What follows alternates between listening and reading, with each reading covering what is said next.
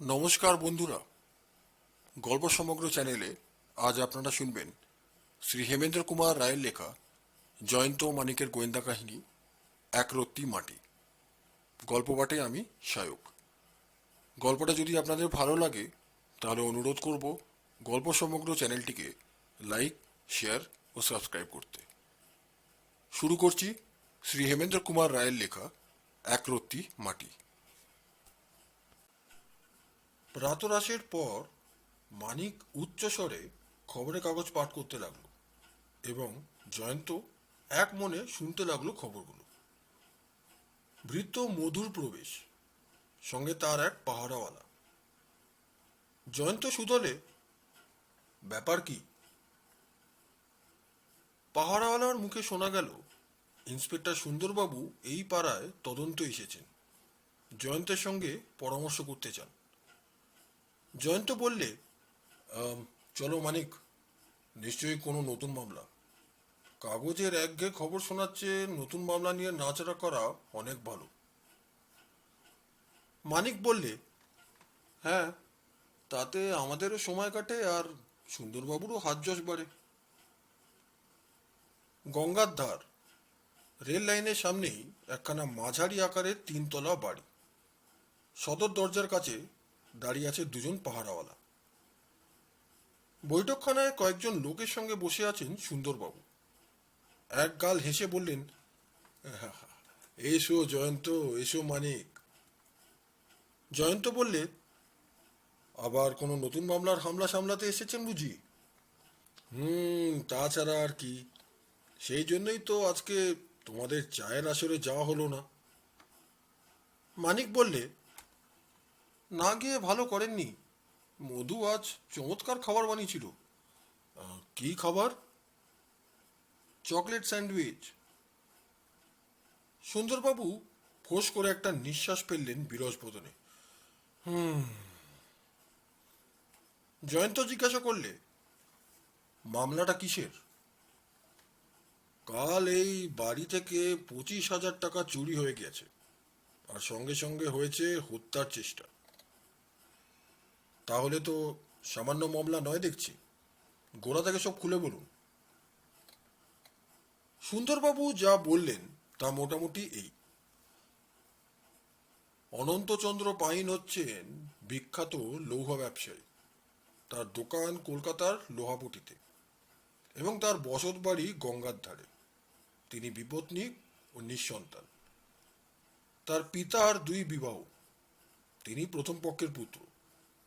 দ্বিতীয় পক্ষের পুত্রের নাম নবীন মাধব, বয়স 26 বছর। তার পিতা পরলোকে। তার বিমাতা ইহলোকেই বিদ্যমান বটে, কিন্তু বাস করেন পিত্রালয়, কারণ অনন্তবাবুর সঙ্গে তার বনিবনাও নেই। তবে সপত্নী পুত্র তাকে মাসোহারা থেকে বঞ্চিত করেননি। অনন্তবাবুর অবর্তমানে সেই সম্পত্তির অধিকারী হবেন নবীন মাধবী। বিমাতার সঙ্গে না বললেও অনন্তবাবু তার বইমাত্র ভাইটিকে ভালোবাসেন যার পরনায়, এবং তাকে এনে রেখেছেন নিজের কাছে। অনন্তবাবুর ম্যানেজারের নাম সুবোধ কুমার বসু। লোহার কারবারে তিনি তার দক্ষিণ হস্তের মতো। 10 বছরের বিশ্বাসী লোক, প্রভুর অনেক টাকা নিয়ে নাড়াচাড়া করেন। ঘটনার দিন কার্যসূত্রে অনন্তবাবুকে যেতে হয়েছিল আসানসোলে। সেদিন সন্ধ্যের সময় দোকান বন্ধ করে সুবোধ 25,000 টাকা নিয়ে অনন্তবাবুর বাড়ি আসে এবং টাকাগুলি রাখে দোতলার ঘরের লোহার সিন্ধুকে। তারপর ঘরের দরজায় তালা দিয়ে সিন্ধুকের দরজার চাবি নবীন মাধবের হাতে সমর্পণ করে নিজের বাসায় চলে যায়। সে বাস করে গঙ্গার অপর পারে ঘুষুরিতে। নবীনও সন্ধ্যের পর বাড়ি থেকে বেরিয়ে যায়, ফিরে আসে ভোরের বেলায়। রাত্রিবেলায় বাড়িতে ছিল একজন দারোয়ান ও একজন ভৃত্য। আরও একজন দারোয়ান ও একজন ভৃত্য অনন্তবাবুর সঙ্গেই আসানসোলে গিয়েছিল। পাচক ও দাসদাসী ঠিকা রাতে ছিল না। সকালে নবীন বাড়ি ফিরে আসবার আগেই ভৃত্য রঘুর নিদ্রাভঙ্গ হয়। সে বাইরে এসে দেখে উঠোনের ওপরে পড়ে আছে দারোয়ানের অচৈতন্য দেহ, তার মাথায় প্রচণ্ড আঘাতের চিহ্ন। মাটির ওপরে রক্তের ধারা আর একগাছা রূপো বাঁধানো মোটা রক্তাক্ত লাঠি। তার চিৎকারে যখন লোকজন জড়ো হয়েছে সেই সময় নবীন বাড়িতে ফিরে আসে। তারপর দেখা যায় অনন্তবাবুর ঘরের দরজা খোলা, লোহার সিন্দুকের দরজাও খোলা, 25,000 টাকা অদৃশ্য। নবীন তৎক্ষণাৎ পুলিশে খবর দেয়। পুলিশ তদন্তে এই কথাগুলি প্রকাশ পেয়েছে। দরজার ও লোহার সিন্দুকের চাবি কাল থেকে আজ পর্যন্ত নবীন একবারও কাটছাড়া করেনি। অথচ দরজার তালা ও যে সিন্দুকটা যে চাবি দিয়েই খোলা হয়েছে সেই বিষয়ে কোনো সন্দেহ নেই। রাত্রে সে কোথায় ছিল এই প্রশ্নের উত্তরে নবীন বলে এক বন্ধুর বাড়িতে। কিন্তু চেষ্টা করেও তার কাছ থেকে বন্ধুর নাম ও ঠিকানা আদায় করা যায়নি। দারোয়ানের দেহের কাছে যে মোটা লাঠি কাছে পাওয়া গেছে তার অধিকারী যে স্বয়ং নবীন সেটাও প্রমাণিত হয়েছে। ভৃত্য রঘু বলে রাতে সে কোনো শব্দ শোনেনি। দারোয়ান তাকে সিদ্ধি খাইয়ে দিয়েছিল। সিদ্ধি খেতে সে অভ্যস্ত নয়, ঘুমিয়ে একেবারে বেহুশ হয়ে পড়েছিল। অপরাধী যে কেমন করে বাড়ির ভেতরে প্রবেশ করেছিল এ সমস্যার কোনো সমাধান হয়নি। সদর দরজা রঘু নিজের হাতে বন্ধ করেছিল। বাহির থেকে বাড়ির ভেতরে প্রবেশ করবার দ্বিতীয় কোনো উপায় নেই। দারোয়ানি কি করা নাড়া শুনে অপরাধীকে দরজা খুলে দিয়ে পরে তার দ্বারা আক্রান্ত হয়েছে এ প্রশ্নেরও জবাব পাওয়ার কোনো উপায় নেই, কারণ দারোয়ান এখনো হাসপাতালে অজ্ঞান হয়ে পড়ে আছে। সমস্ত শুনে জয়ন্ত মুখে কিছু বললে না। বাড়ির বাইর গিয়ে খানিকক্ষণ এদিক ওদিক ঘোরাঘুরি করে আবার ফিরে এসে সদর দরজার কাছে দাঁড়িয়ে বললে, সুন্দরবাবু, আপনি ঠিকই বলেছেন, বাইর থেকে বাড়ির ভেতরে আসবার কোনো উপায় নেই। তাহলে অপরাধী বাড়ির ভেতরে এলো কেমন করে? এই সদর দরজা দিয়ে। দরজা তো ভেতর থেকে বন্ধ ছিল। জয়ন্ত জবাব দিলে না। নিচের দিকে তাকিয়ে হঠাৎ সে উবু হয়ে বসে পড়ল। তারপর মাটির উপর থেকে কি একটা তুলে নিয়ে চোখের কাছে রেখে পরীক্ষা করলে। তারপর পকেটের ভেতর থেকে এক টুকরো কাগজ বার করে জিনিসটা মুড়ে রাখলে। সুন্দরবাবু শুধলেন, আরে কি ওটা? জয়ন্ত উঠে দাঁড়িয়ে বললে, এক রত্তি মাটি। সে নতমুখে এদিক ওদিকে চোখ বুলোতে বুলোতে অগ্রসর হলো। উঠোনের উপর আবার বসে পড়ল। আবার কি তুলে নিয়ে মোড়কের ভেতরে রেখে উঠে দাঁড়ালো। সুন্দরবাবু বললেন, আবার কি পেলে হে? আবার এক রত্তি মাটি। খালি খালি মাটি কুড়িয়ে ছেড়ে খেলা কেন? কাজের কথা বলো। দোতলায় চলুন, যে ঘর থেকে টাকা চুরি গিয়েছে সেখানে। কিন্তু সেখানে নতুন কিছুই আবিষ্কৃত হলো না। জয়ন্ত বললে, এ মামলায় একটা মস্ত বড় সূত্র হচ্ছে নবীনের রক্তাক্ত লাঠি গাছে। আরো দুটো বড় সূত্র আছে। প্রথম, নবীনের কাছে ছিল দরজার আর সিন্দুকের চাবি। দ্বিতীয়, কাল কোথায় রাত্রিবাস করেছিল সে কথা সে বলতে নারাজ কেন? জয়ন্ত মাথা নেড়ে বললে, ওর চেয়েও বড় সূত্র হচ্ছে ওই লাঠি গাছা। হ্যাঁ, ওই সূত্র ধরে আমি নবীনকে গ্রেপ্তার করতে পারি। আপাতত সে চেষ্টা করবেন না। কিন্তু যদি সে পালায়? আমি নবীনের মুখ দেখেছি, বুদ্ধিমানের মুখ। বোকার মতন এখন পালিয়ে গিয়ে সে নিজেই নিজের পায়ে কুড়ুল মারবে না। ওই তো নবীন আর সুবোধ এইদিকে আসছে, ওদের কিছু জিজ্ঞাসা করবে নাকি? নবীন ও তার পেছনে পেছনে সুবোধ এসে দাঁড়ালো জয়ন্তের সামনে। নবীনের মুখশ্রী, দেহের গঠন ও গায়ের রং চমৎকার। চোখের চাউনি শিশুর মতো সরল। কিন্তু কারোর মুখ দেখে পুলিশ ভোলে না, কারণ এমন অপরাধীর সংখ্যাও অল্প নয় যাদের মতন দেববাঞ্ছিত চেহারা পেলে মুনি ঋষিরাও নিজেদের ভাগ্যবান মনে করতেন। সুবোধের চেহারাও নিরীহ গোছের। শ্যামবর্ণ, দোহারা দেহ, মাথায় মাঝারি, মুখ হাসি হাসি। চেহারায় কোনো বৈশিষ্ট্য না থাকলেও মানুষটিকে মন্দ বলে মনে হয় না। জয়ন্ত বললে, আসুন নবীনবাবু, বলতে পারেন দারোয়ানের দেহের পাশে আপনার লাঠিগাছা পাওয়া গেছে কেন? শুষ্ক কণ্ঠে নবীন বললে, কেমন করে বলবো মশাই, আমার নিজেরও মনেও বারবার জাগছে ওই একই প্রশ্ন। আমি হতভম্ব হয়ে গেছি। সুবোধের দিকে ফিরে জয়ন্ত বললে, শুনলুম আপনার বাড়ি ঘুষুরিতে। আপনি কি রোজ সেখান থেকে আনাগোনা করেন, না কলকাতাতেও কোনো বাসা রেখেছেন? সুবোধ বললে, গঙ্গার এপারে কলকাতা, ওপারে ঘুষুরি, দূর তো বেশি নয়, তাই ঘুষুরি থেকেই আনাগোনা করি। অনন্তবাবু আপনাকে অত্যন্ত বিশ্বাস করতেন? সুবোধ ভাঙা ভাঙা গলায় বললেন, কিন্তু কালকের ঘটনার পরও তিনি আর কি আমাকে বিশ্বাস করবেন? নবীন বললে, আমিও কেমন করে দাদার কাছে মুখ দেখাবো জানি না। জয়ন্ত বললে, আপনাদের বেয়ারা রঘুকে একবার এখানে আসতে বলুন। রঘু এলে পরে সে জিজ্ঞাসা করলে, তোমাদের সদর দরজা থেকে উঠোন পর্যন্ত রোজ ধোয়া মোছা ঝাঁট দেওয়া হয়? রঘু হাত জোর করে বললে, হ্যাঁ হুজুর, দুবেলাই। কর্তাবাবু কোথাও এক তিল ধুলো দেখলে রেগে আগুন হয়ে ওঠেন।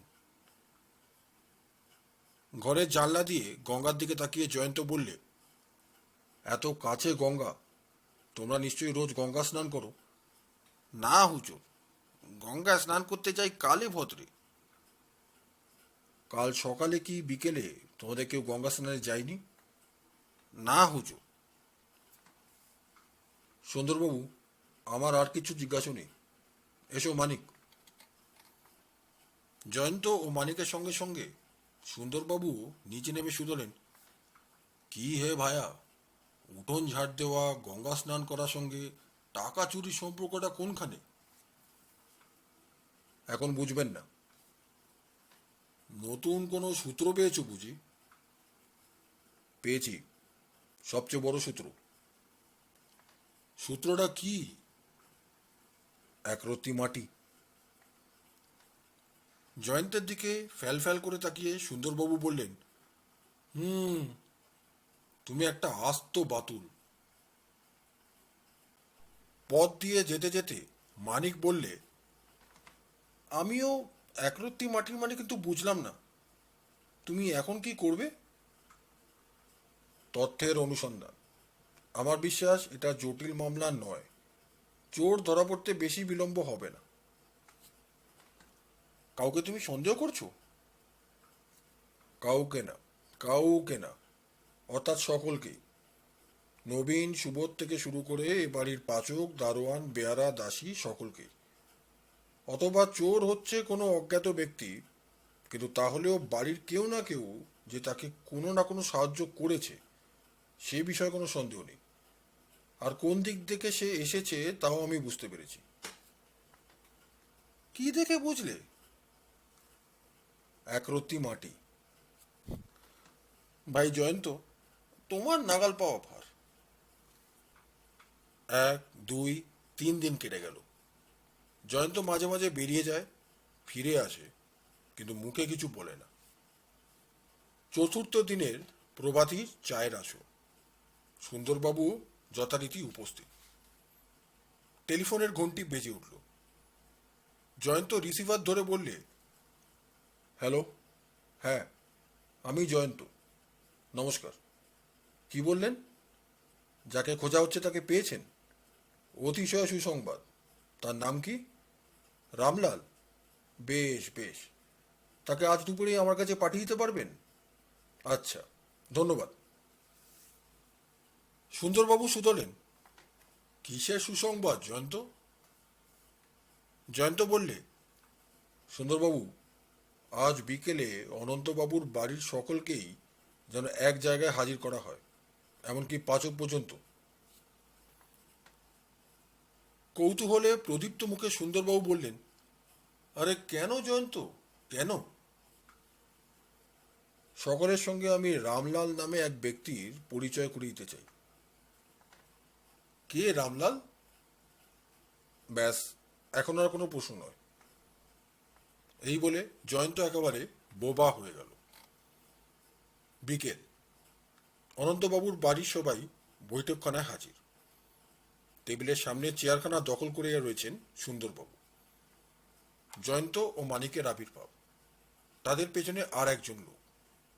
তার খালি পা, কোমরে বাঁধা কাপড়, গায়ে গেঞ্জি, যাতে বোধহয় সে বিহারি। জয়ন্ত বললে, সুন্দরবাবু, এই লোকটির নাম রামলাল। হুম। নবীনবাবু, ঘটনার দিন আপনি কোথায় রাত্রিবাস করেছেন বলবেন না? নবীন কাচুমাচু মুখে বললেন, আমাকে মাফ করুন। বেশ, আপনাকে তার বলতে হবে না, কারণ আমি আপনার গুপ্ত কথা জানতে পেরেছি। নবীনের মুখ হয়ে উঠল উদ্বিগ্ন। জয়ন্ত বললে, রামলাল, সেই রাতে এই নবীনবাবু কি তোমার নৌকো ভাড়া করেছিলেন? রামলাল বললে, না হুজুর। তবে? রামলাল অঙ্গুলি নির্দেশে দেখিয়ে দিলে সুবোধকে। জয়ন্তও বললে, সুবোধবাবু, ঘটনার দিন রাতে আপনি রামলালের নৌকো ভাড়া করেছিলেন কেন? সুবোধের চেহারা তখন আর নিরীহের মতো দেখাচ্ছিল না। সে গর্জন করে বলে উঠল, মিথ্যে কথা, মিথ্যে কথা। কিন্তু রামলাল আপনাকে শনাক্ত করছে। ও ভুল দেখেছে। বেশ, আদালতে গিয়ে এই কথাই বলবেন। সকলে এখন আমার কথা শুনুন। জয়ন্ত বলতে লাগলো, সুন্দরবাবু, আগেই আপনাকে বলেছিলাম এ মামলায় একটা মস্ত সূত্র হচ্ছে নবীনবাবুর রক্তাক্ত লাঠি কাছা। নবীনবাবু যদি ওই লাঠি দিয়ে দারোয়ানকে আঘাত করতেন, তাহলে নিশ্চয়ই নিজের বিরুদ্ধে অত বড় প্রমাণটা একান্ত নির্বোধের মতন ঘটনাস্থলে ফেলে রেখে যেতেন না। এ থেকেই বোঝা যায় তার বিরুদ্ধে হয়েছিল একটা নিষ্ঠুর চক্রান্ত। নবীনবাবুর দিকে পুলিশের সন্দেহ আকৃষ্ট করে অপরাধী নিরাপদে বাস করতে চেয়েছে যবনিকার অন্তরালে। নবীনবাবুর রক্তাক্ত লাঠি পাওয়া গেছে ঘটনাস্থলে। ঘরের দরজার আর সিন্ধুকের চাবিও ছিল তার কাছে। পুলিশ সহজেই ভ্রমে পড়তে পারত। তার উপরে নবীনবাবু নিজেই ব্যাপারটাকে আরো ঘোরালো করে তুলেছিলেন। তিনি কিছুতেই বলতে রাজি নন ঘটনার দিন রাতে ছিলেন কোথায়। সে গুপ্ত কথা আমি জানতে পেরেছি তার মায়ের কাছে সন্ধান নিয়ে। তিনি ছিলেন তার মায়ের কাছে। অনন্তবাবু তার বিমাতাকে একেবারেই পছন্দ করতেন না। তার সঙ্গে মেলামেশা করলে নবীনবাবু সম্পত্তি থেকে বঞ্চিত হবেন, এই ছিল অনন্তবাবুর কঠিন নির্দেশ। নবীনবাবু রক্তের টানে দাদার অনুপস্থিতির সুযোগ গ্রহণ করেছিলেন, কিন্তু ভয়ে সে কথা স্বীকার করতে পারছিলেন না। নবীনবাবুর সম্বন্ধে নিঃসন্দেহ হয়ে আমি আর একটা সূত্র নিয়ে নাড়াচাড়া করতে লাগলাম। ঘটনাস্থলে বাড়ির সদর দরজার কাছে আর উঠোনের ওপরে পেয়েছিলাম 2 টুকরো মাটি। পরীক্ষা করেই বুঝতে পারলাম তা গঙ্গা মাটি ছাড়া আর কিছুই নয়। রঘু বেয়ারা বললে ঘটনার দিন বাড়ির কেউ গঙ্গা স্নানে যায়নি। সে 2 বেলা বাড়ির উঠোন প্রভৃতি ঝাড় দিয়ে ধুয়ে মুছে পরিষ্কার করে রাখে। তবু ওখানে 2 টুকরো গঙ্গা মাটি এলো কি করে? তুচ্ছ মাটির টুকরো, কিন্তু অসামান্য হয়ে উঠল সূত্র হিসেবে। করলাম কল্পনা শক্তির প্রয়োগ। মন বললে, অপরাধী এসেছে নৌকোয় চড়ে জলপথে। নদীতে তখন ভাটা ছিল, তাকে নামতে হলো ভিজের মাটির ওপরে। তার জুতোর তলায় লেগে রইল এঁটেল মাটি। সেই মাটি কিছু ঝরে পড়েছে ঘটনাস্থলে। গঙ্গার অপর পারে ঘুষুরিতে বাস করে সুবোধ। সে কেমন লোক? ঘুষুরির পুলিশ সন্ধান নিয়ে সে খবর আমাকে জানিয়েছে। সুবোধ হচ্ছে বিষম জুয়ারি। ঋণে সে ডুবে আছে। তার নৈতিক চরিত্রও ভালো নয়। হাতে 25,000 টাকা, অনন্তবাবু অনুপস্থিত, এ সুযোগ হয়তো সে ছাড়তে পারেনি। তার পক্ষে সিন্ধুকের আর দরজার তালার দ্বিতীয় চাবি তৈরি করে নেওয়াটাও কিছুমাত্র কঠিন নয়। সে যদি নৌকো ভাড়া করে ঘুষুরি থেকে এখানে আসে, তবে নৌকোর মাঝিরও সন্ধান পাওয়া যেতে পারে ওইখানে। তাই পাওয়া গেল ঘুষুরি পুলিশই খুঁজে বার করেছে মাঝি রামলালকে। কিন্তু সুবোধ বাড়ির ভেতরে ঢুকলো কেমন করে? আমার অনুমান রঘু বেয়ারাও এই ষড়যন্ত্রের মধ্যে আছে। সেই সুবোধকে সদর দরজা খুলে দিয়েছে। সে কাজ সেরে যখন সরে পড়ছে, সেই সময় দারোয়ানের ঘুম ভেঙে যায়। তার পরের কথা আপনারাই অনুসন্ধান করুন। সুন্দরবাবু, এক রত্তি মাটি কি ফেলনা? সুন্দরবাবু বললেন, হুম হুম। বন্ধুরা, এতক্ষণ আপনারা শুনছিলেন শ্রী হেমেন্দ্র কুমার রায়ের লেখা জয়ন্ত মানিকের গোয়েন্দা কাহিনী এক রত্তি মাটি। গল্পটা আপনাদের কেমন লাগলো অনুরোধ করব কমেন্টসে লিখে জানাবেন। ভালো থাকবেন, পাশে থাকবেন। ধন্যবাদ।